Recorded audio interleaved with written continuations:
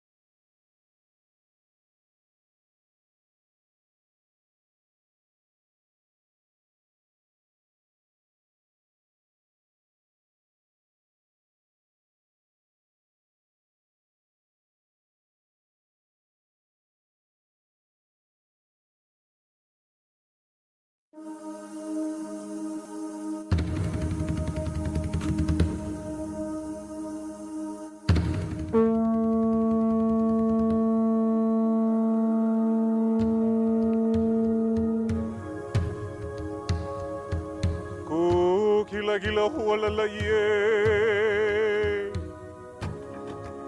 aga wala iga veku e malo ke ua malo nui. Although it could have been bright, sunny, blue skies, this is a blessing. This is what the koa needs. The koa was very important to Kamehameha. Of all the native plants that were here, the koa was Kamehameha's favorite. Through the koa, everything lives. It was important back then. It still is important today. This place was all koa at one time. And I can tell you one thing, my friends.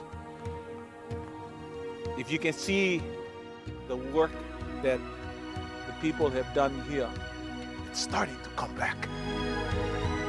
Koa trees are, I'm finding more amazing all the time. One of the things about them is they're really the backbone. They wind up creating an environment for all the other native species. Like things like sandalwood and the ohia wind up growing within those forests, and all the understory plants that nurture the birds, like the akala, the native Hawaiian raspberry. Without the koa, they wouldn't be possible. This is how important it is culturally to make sure that the koa tree don't disappear. Should we go plant some trees? Let's go plant some trees. Let's go plant before we get wet.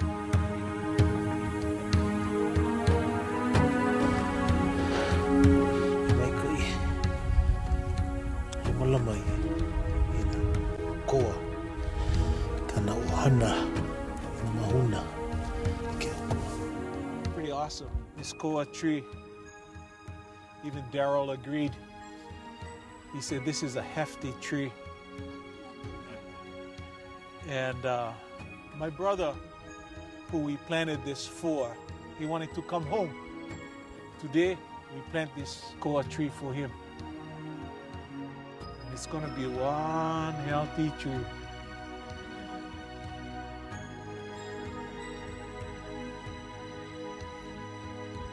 The other tree is for my son.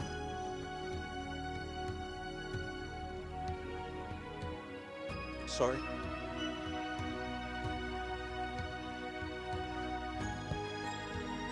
He lived up in the state of Washington for 41 years almost. Now he's home. He'll never leave again. And I'm so happy that my brother and my sister are up here to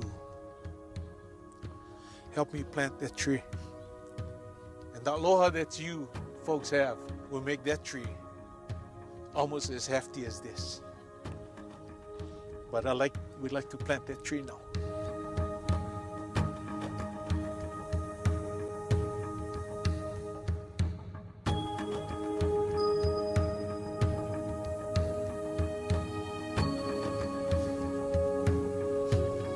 Son,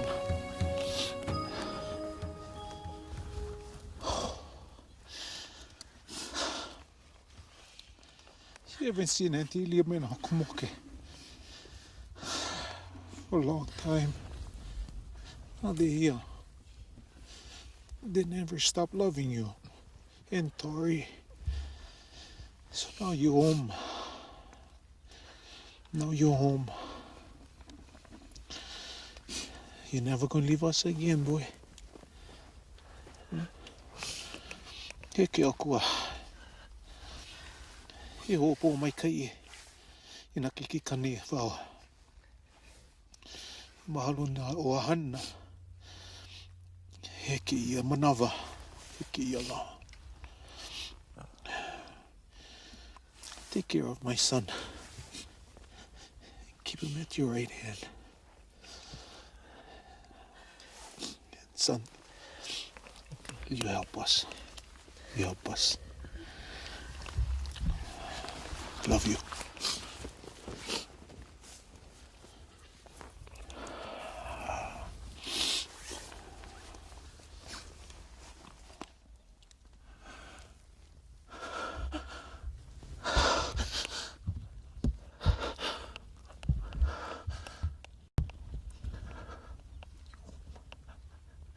You home.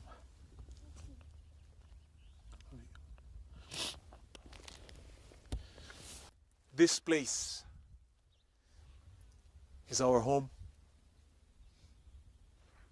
My son and my brother are for sure home of you. So on behalf of the Mahuna and Regado Ohana, mahalo.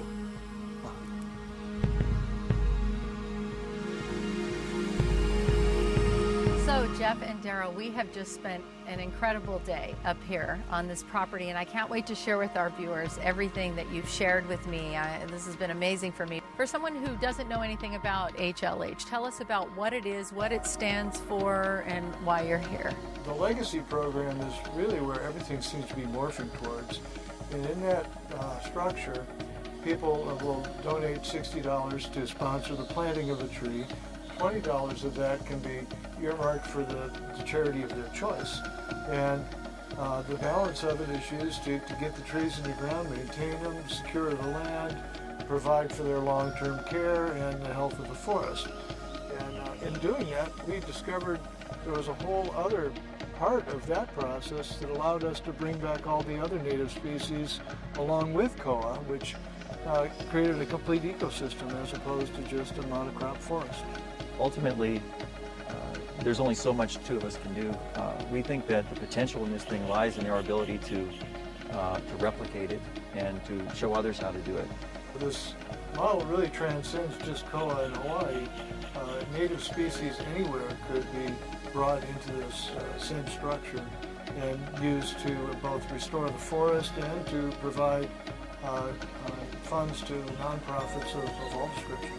It's so powerful when you're out there and when you know how important koa is to Hawaii, to our culture, to our history, to our heritage, and you see these thousands upon thousands of baby trees springing up out of the ground. It really makes an impact. I mean, I think one of you said it best, we're watching the birth of a forest. Coming from your business, your strong business backgrounds, why do you do legacy trees? Why not just grow an entire forest for the value of the timber? Well, I guess it depends on your definition of success. Success isn't necessarily a balance sheet item anymore. And I think businesses are starting to understand that there's got to be a balance in everything that you do. The problems that we have today, we either created or we inherited, but it's up to us whether or not we want to pass them on to our children.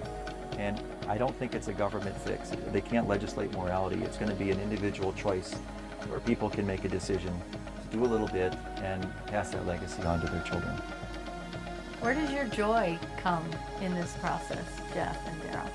I want to walk with my kids through this forest. That's what I want to do. I'm looking forward to doing this the last day of my life. This is where I want to be.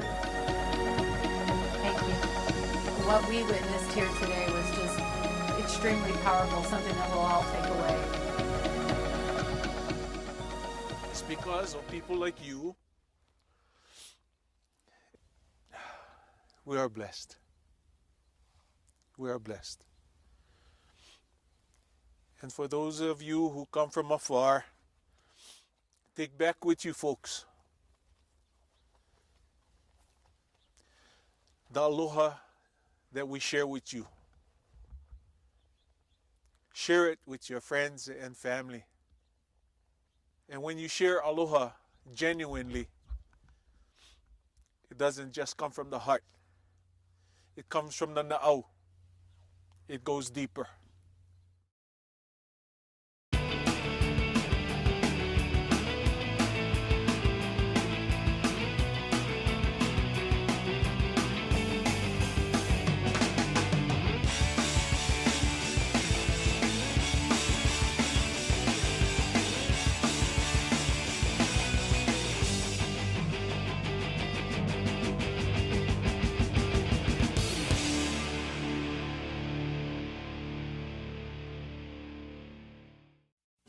We see a world where we who have kokua those who have less. Imagine food that's healthy, food that does no harm to the environment. Imagine food that's affordable and accessible, food that harnesses local entrepreneurship. Imagine food that brings together families and communities in ways that will nourish the Aina, Feed the Hunger Foundation, microfinancing toward innovative and sustainable solutions.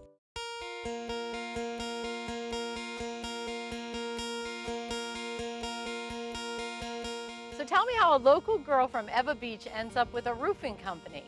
Well, it all started with my father, and Thomas Schaefer. He actually started as a roofer. Growing up, all we knew was roofing. As far as 5 years old, I would go up with my dad on the roof. So what did your dad have to say when you went to him and you said, okay, I think I'm ready to take this on as my next career? Dad was absolutely flabbergasted. He was like, what are you thinking? You want to be a roofer? I mean, what woman would want to be on that roof, right? It's a man's world, and women is not accepted. But, you know, there was other women out there that also did roofing who I looked at as a role model, and I said, if they could do it, I could do it too, you know. I'm just a local girl trying to make ends meet, and this is the way that I know how. You've been very successful, and you're taking the company in some new directions. Yeah, well, I'm really interested in getting into other things besides just roofing. I mean, being a part of the roof is great, but getting to know other general contractors, I got to see how they actually do the building and the envelope and everything that's connected with the roof. I wanted to get involved with. So just recently, I just got my B license.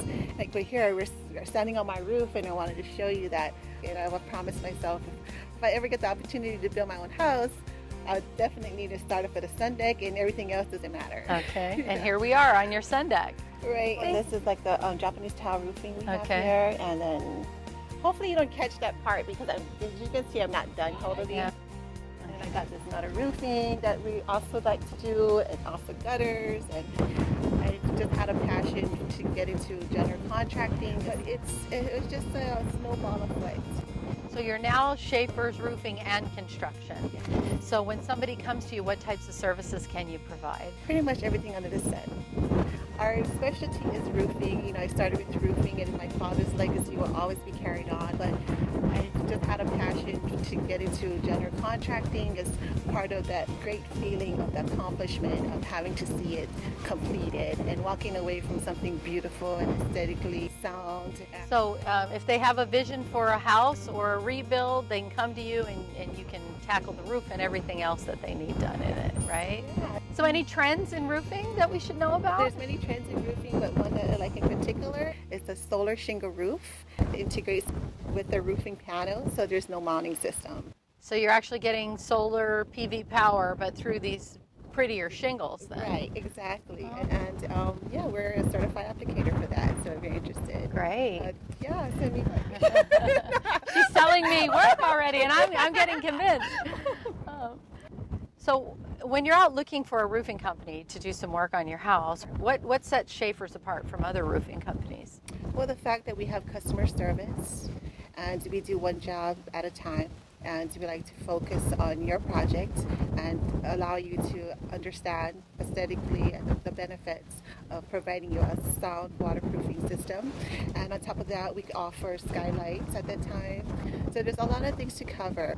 What's the average lifespan of a roof for roofing products? Average lifespan of the roofing is usually 30 years, depending on the product.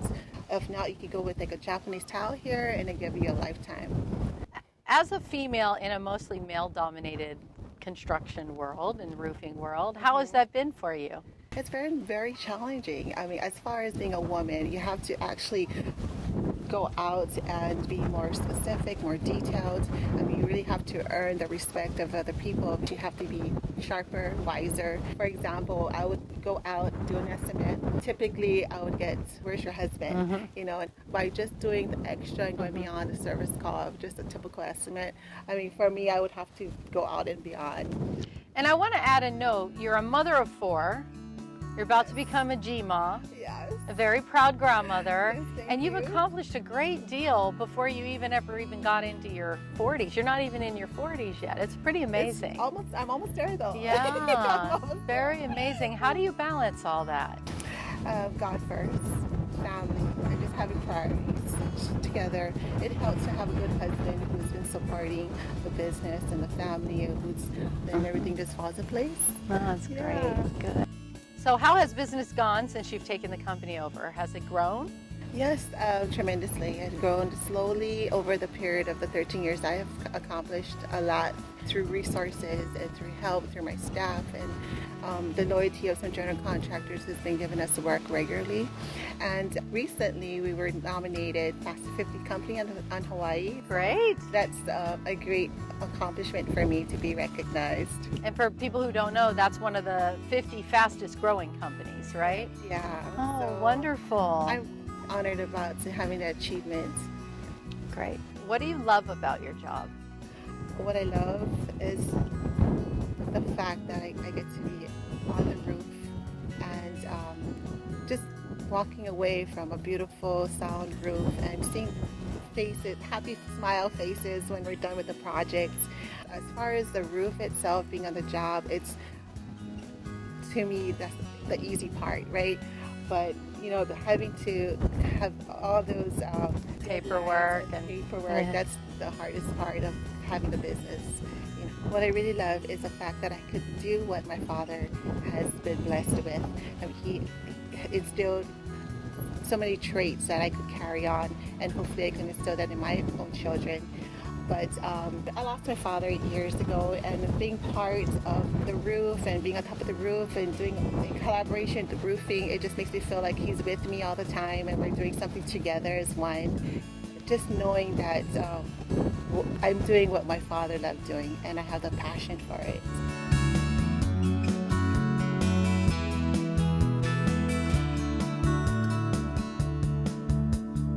Yeah, I'd just like to show you the roof garden that we have here.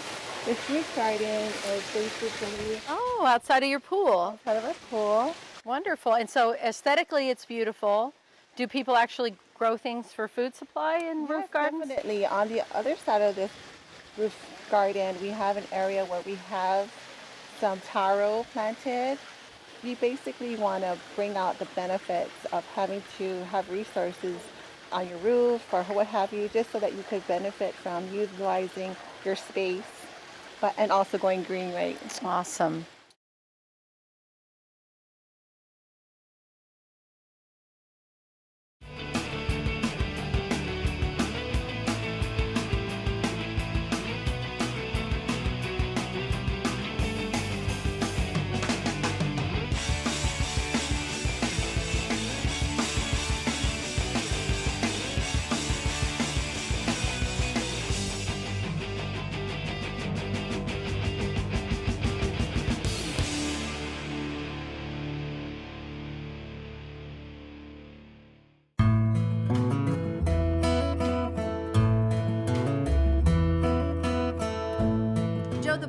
Realtors has been around since the early 1920s. Why does it exist? It exists for the realtors or the realtors associates. We're a resource for education, for training, for the latest technologies that are available, and for statistical information. We provide what's called a code of ethics that the realtors will abide by and serve their clients. What do those ethics standards mean for the clients, the buyers and sellers? Well, it means that they're treated fairly, with integrity and honesty, and the realtors abide by that code with their customers and clients, but also with one another. What would you say is the value that the Realtors Association and the board brings to the community? That's a good question. I think the realtors, if you think about it, are really a dedicated group of individuals. They do a whole lot of stuff in the community. Realtors are true volunteers. Our organization is built on volunteers. They like to help people. That's what their main job is, to help people find homes. And they just like, being part of the neighborhood. That's a great concept, too, that I want to talk about a little bit more, is this idea that being a realtor really is probably based on the concept of helping people find their dream, right? Yeah, I think that's the focal point. It's not about the money. It's about helping people find, the home of their dreams, or just, investing in real estate. That's another component about it, finding financial security. So that's part of what we try to do. We try to teach people how to achieve their goals and their dreams, via real estate. You've been in real estate for a long time. Is it easier, harder, more fun, less fun than it used to be? How has it evolved through the years? I think it's actually more fun. I think the realtors and what you're doing to help the customer out there has gotten to the point where it's gotten more interesting. Before it was a matter of just showing property and looking at things. I think the biggest change has been the technology issue and how the organization was able to cope and deal with the changes in the way that people were buying houses. You have a specific emphasis on the technology side of the business. How have things changed and what's been your involvement in that? Even the buyers and sellers. I find now when I'm interested in a property, I can pop online and probably see more about it than 10 years ago. They show up at the open house and they don't know anything. So Right. How has that affected the business? Well, actually, that's helped our industry a lot. It's a good match because the consumer doesn't want to actually drive around all over the place looking for stuff. And if they can shop online, they can eliminate a lot of things that they may not want originally. And we get a more informed buyer where they can come in through the door or want to start to go out and start shopping. And from the realtor side, the old paper MLS book doesn't exist anymore. Everything is online now. It's not only pictures anymore. It's not only just text. It is videos as well. So, there's a lot of information that you can get on a whole. Neighborhood, demographics, you can even get school information and all the knowledge. And when you are a buyer or seller looking for a realtor, what are the top technologies you should be looking for? First of all, you're going to have to find personal connection with that person. You need to ask a lot of questions about what makes that person a good realtor. There's a lot of people out there that can just sell homes or do property management. You need to find somebody that's got the ethics, the responsibility, and to handle what you need done. The other thing that I would think about would be that the individual involved has to know what they're doing. Has to be somebody who's got a real experience, understands the market, and can do what you're looking for. Is real estate still a good investment? Well, I think so, especially when you look at a walk. Price has been pretty steady throughout the last 5 years. Throughout this whole downturn in the economy, some of the states have dropped in price by 40%. Here we've been basically flat. So we've been through our ups and downs here locally, but how have we fared compared to the national real estate market? We actually have done a lot better than many of the real estate markets. Our downs and ups have been shallower than that. We seem to be about on a 7-year cycle, And we're just beginning an upswing right now, as opposed to the mainland, where you go up a little and then it lasts and then you go down and so forth. You just have to know where you are in the cycle. This is the time to do something. We are at the most delicious point. I would like to sound the golden trumpet.